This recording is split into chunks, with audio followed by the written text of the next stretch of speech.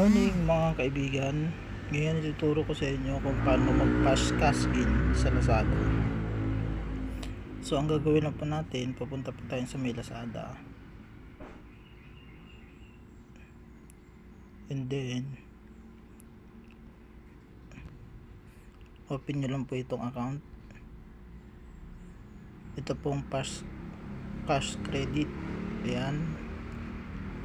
So dito guys, dito kayo magpapas-cash in. Mabilis lang to guys. Yan. So ito po yung sa akin, 15,000 12 months. So ayan po.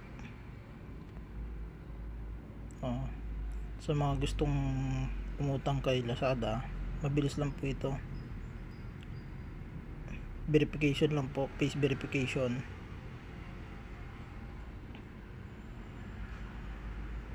Pagka nakapag face verification na po kayo, meron agad magpa-pop up kung magkano po yung makukuha nyo. Ayan po yung sa akin, ongoing po.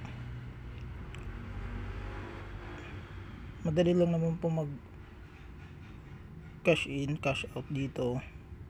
And then pwede nyo rin pong ipadala sa GCash.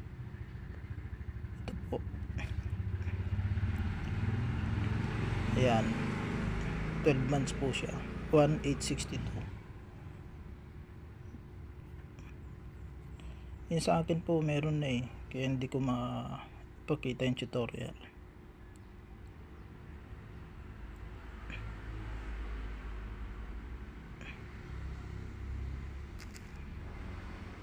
Ayan guys, cash in. Mabilis lang to guys. Yan, dito nyo lang ilalagay kung magkano yung makukuha nyo. Kunyari 15,000, proceed nyo. Yan.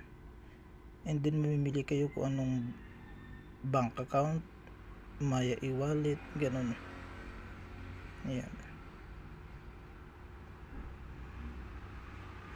Pwede na instant pay.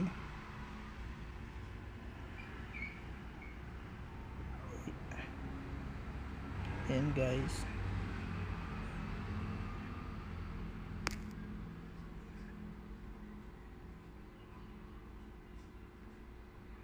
Madali lang siya guys, subukan try nyo. Cash credit. Face verification lang po siya. Ayan po yung sa akin.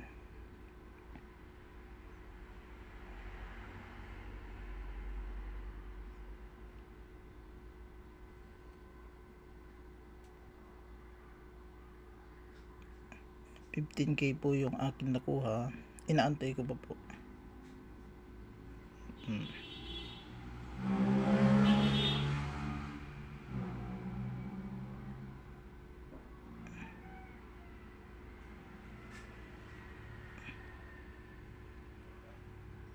Yung sa akin po kasi nakuha ko na kahapon. Inaantay ko pa po 2 to 3 business day po yung sa akin. And then pagka natapos po yun, ma-receive ko na po sa GCash. So ayun po, ongoing nakalagay. Ongoing. Try nyo guys, maganda to 12 months. Sa mga nangangailangan dyan ng pera, pwede po dito, mas mabilis kaysa po sa GCash, Maya, Home Credit.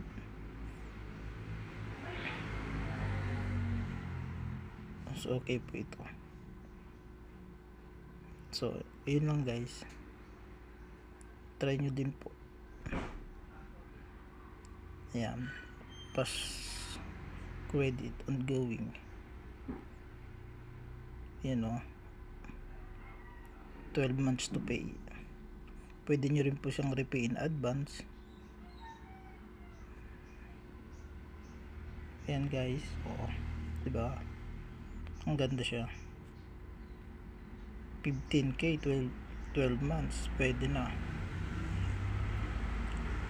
Bali inabot po na interest na 7,000. Bali 22,000 in 12 months to pay. Yun lang guys. update ko kayo sa